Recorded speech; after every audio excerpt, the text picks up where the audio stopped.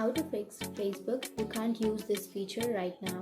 So if you are receiving a message or if you are receiving a notification that says you can't use this feature right now, then what that means is you have not updated your Facebook. So to do that, first you have to open up your Play Store, and after opening your Play Store, now you can simply tap on the search bar and then you can search for Facebook.